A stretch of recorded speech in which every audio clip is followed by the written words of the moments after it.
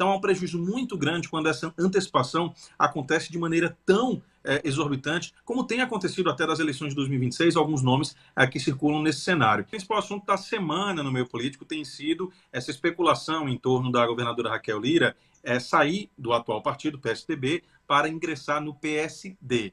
Bom, há pouco acompanhávamos a entrevista da governadora aqui em Caruaru e a governadora falou as seguintes palavras, até anotei aqui: sou o porta-voz de mim mesmo, quando houver qualquer tipo de definição, né, a imprensa saberá. Ou seja, ainda não há uma confirmação oficial que a governadora de fato deixará o PSDB.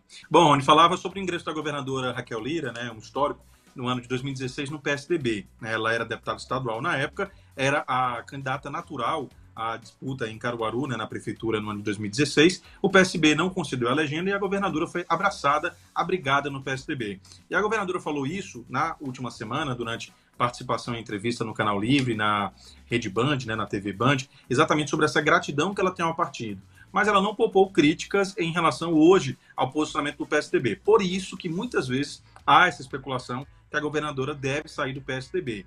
Ela declarou que há, de fato, essa possibilidade, apesar de não ter confirmado quando isso aconteceria ou se aconteceria. A principal crítica da governadora ao PSDB é o fato do partido hoje declarar oposição ao presidente Lula. Vale lembrar que nos anos de 2022, 2018 e 2022, o PSDB ficou como independente em relação ao governo do ex-presidente Jair Bolsonaro, ou seja, a crítica se dá nesse campo.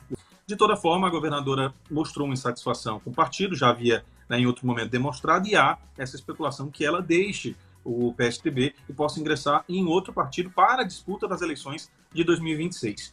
Quem conhece o perfil da governadora sabe que a governadora costuma tratar de eleições somente nos anos de eleição. Claro que a política ela está intrínseca, né, nas atividades, nas ações diárias, tanto do governo, né, do Estado, quanto de qualquer gestão municipal, né, qualquer gestão nacional.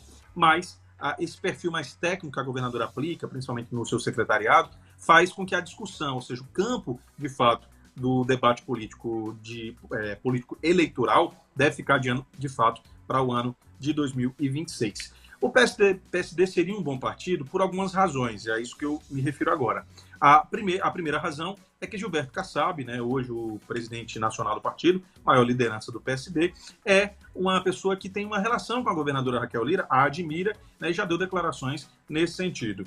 Tem uma relação pessoal também com o ministro de Pesca e Aquicultura, André de Paula, né, conversávamos com ele na última sexta-feira, tem sido um dos principais defensores do governo Raquel e do nome da governadora Raquel Lira.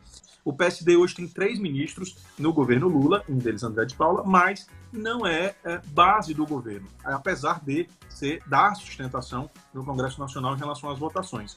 Ou seja, o PSD conseguiria aproximar a governadora hoje do campo, né, do presidente Lula, e eu digo isso uma aproximação até institucional, né, e pode ser benéfica para as eleições de 2026. Eu conversei uma vez com um político que falava exatamente, eu questionando algumas vezes se ele seria ou não candidato, e ele me disse a seguinte frase: Emi, não vou apresentar meu nome como candidato, porque qualquer ação que eu fizer a partir disso não será avaliada de forma técnica, será sempre julgada como uma estratégia política e uma estratégia eleitoral. É importante, sim, discutir alianças, discutir projetos, mas é importante, principalmente, se concentrar na gestão para deixar as eleições para o ano eleitoral. A gente sabe que é difícil, né, no campo político, praticamente acaba a eleição, já se começa a pensar em outra, mas é importante, sim, ter um perfil técnico, ter um projeto político em execução para só depois, de fato, pensar em eleição. Porque o principal prejudicado em todo esse cenário é a população, quando não se tem, de fato, né, uma compreensão do projeto em si, apenas interesses,